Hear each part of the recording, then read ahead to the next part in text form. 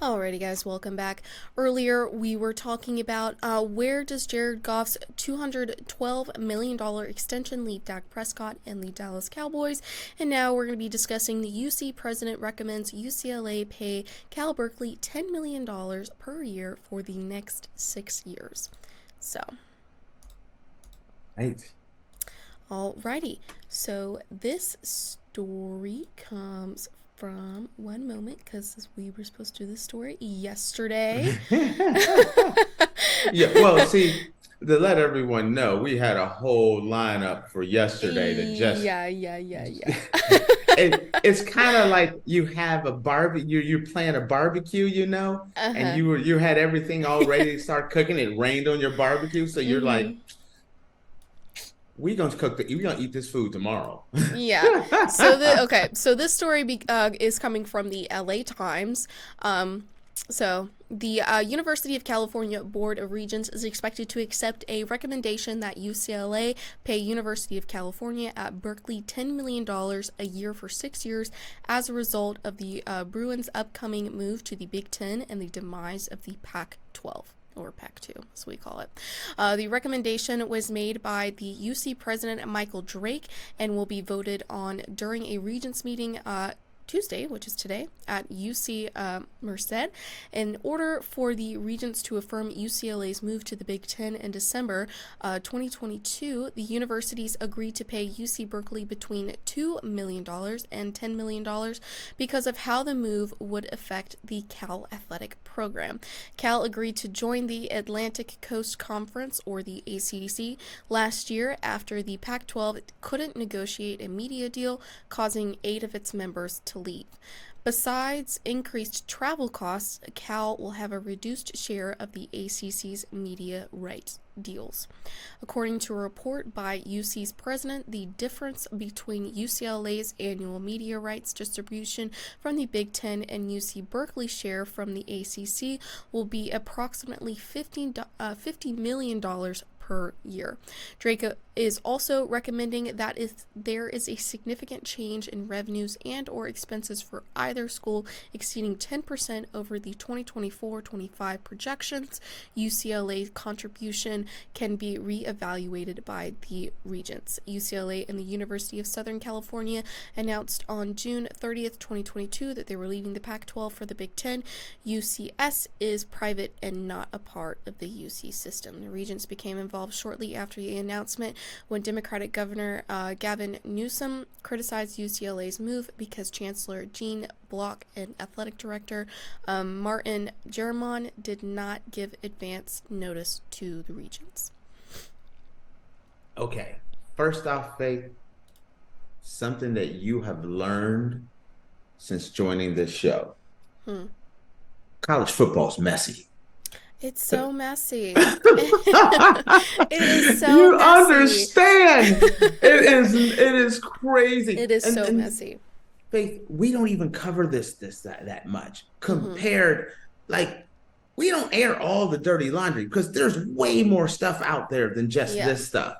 So, and I'm sure there's a bunch of stuff that nobody knows too. So. Yes. Okay. First off, UCLA jumped to the Big Ten with USC because the Big Ten, there's so much more money in the Big Ten. They didn't give any warning. They blindsided the Pac-12, and this is kind of like the punishment because Cal and UCLA are part of the UC system, and they were supposed to stick together. And this is kind of part of that negotiated settlement where it's like, hey, we don't let you go, but you're going to get a penalty.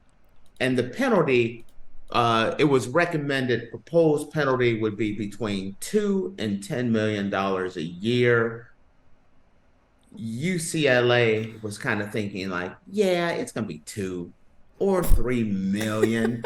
No. Oh, hells no. It's like if you can, it's kind of like when you divorce somebody and you thinking like it's gonna be a small alimony payment. I'm willing to take care of it. She's like, nope, I want maximum dollars.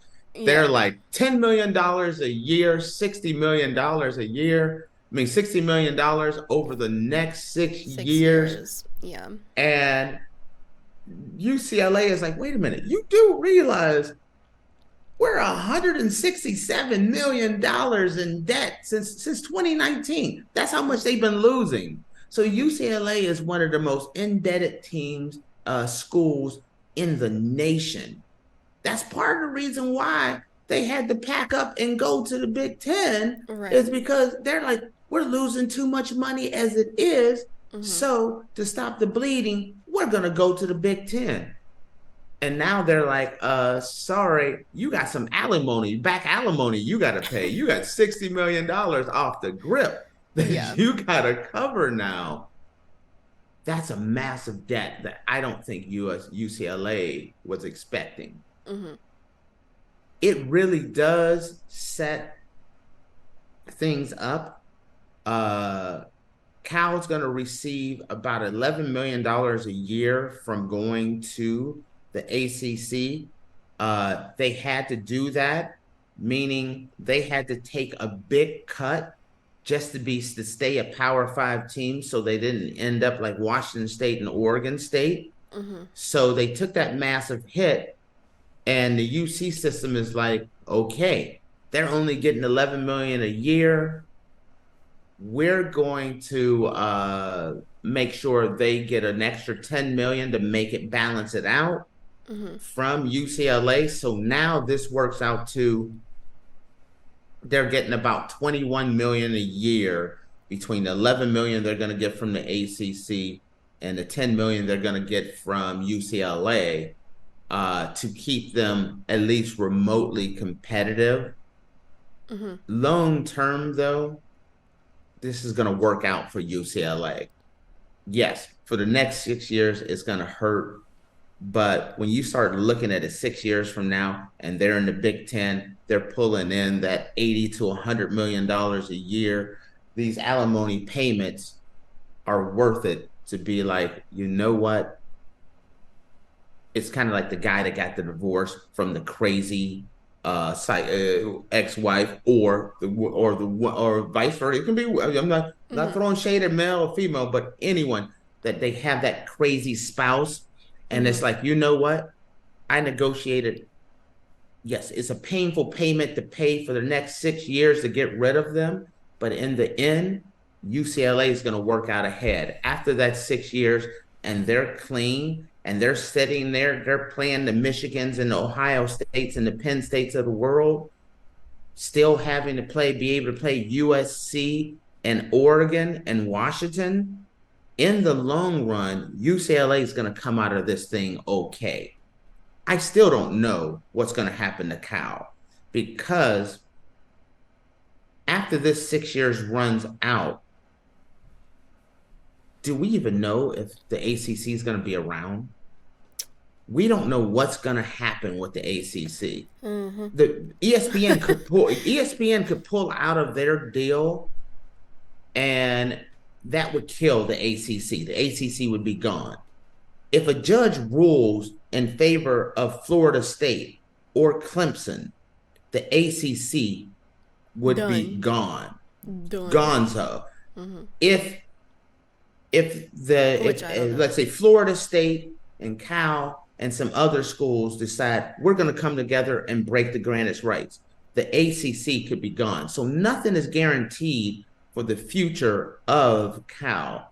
And I think when the UC system starts to think about it, it's kind of like, we got to take care of Cal now, because we don't know what's going to happen.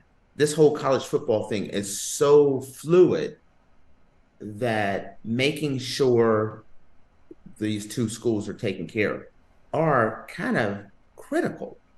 So it may seem like it was a bad decision, but I think it was the right decision to make sure that the UC system as a whole is okay.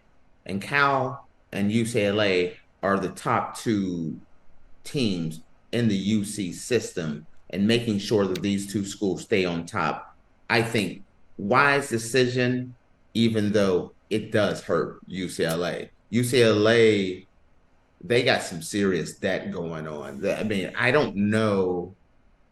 It's going to be lean for the next couple of years. I don't see UCLA competing on the same level in the Big Everybody's gonna Ten. be eating some top ramen for a couple of years. I don't see. Yes, there's some good money, but for the next decade, I don't see UCLA as a power broker Mm-mm. in the new Big Ten. Mm-mm. When you're talking about name, image, and likeness and everything that's going on and paying players, and you're looking around and you're like Oregon, Washington, UCLA, Ohio State, Michigan, Penn State, those guys are going to eat. Mm-hmm. They're gonna be bringing in a lot of money, and it's gonna be very hard for a team like UCLA to compete on that same level. Mm-hmm. I mean, hey, don't forget about schools like Iowa and Michigan State and Wisconsin, who are going to be competing as well. I'm going to put you with everything that's going on with UCLA and the debt that they have. I have them as a lower tier team in the Big Ten. It's going to be Mm-hmm. quite interesting to see what happens. Uh, Man, there's just too many stories going on in college football to keep up. It's so hard to keep up I mean, with. really, what happens to what happens to the Pac-12? What happens with Mm-hmm. UCLA? What happens with Florida State and Clemson? What happens with the college football playoff, the Super League, the lawsuit that's Yeah. going on against college football? Does the ACC and the Big Ten break off from there? Does the Power Five teams break off? It's just a lot going on. Name, image, and likeness. It's nuts. Deion It's Sanders in Colorado. Just pick your poison when it comes to college football and the crazy stories that are yeah. going on. Mm-hmm. So Like I said, college football is a telenovela. I love it. I love it when you call it a telenovela. It kind of rolls off the tongue too. Yeah. Alrighty, guys. Well, with that, we are going to take a short break, and when we come back, we're going to dive into our dating horror stories for the week. So make sure you guys stick around, and we will be back in a minute.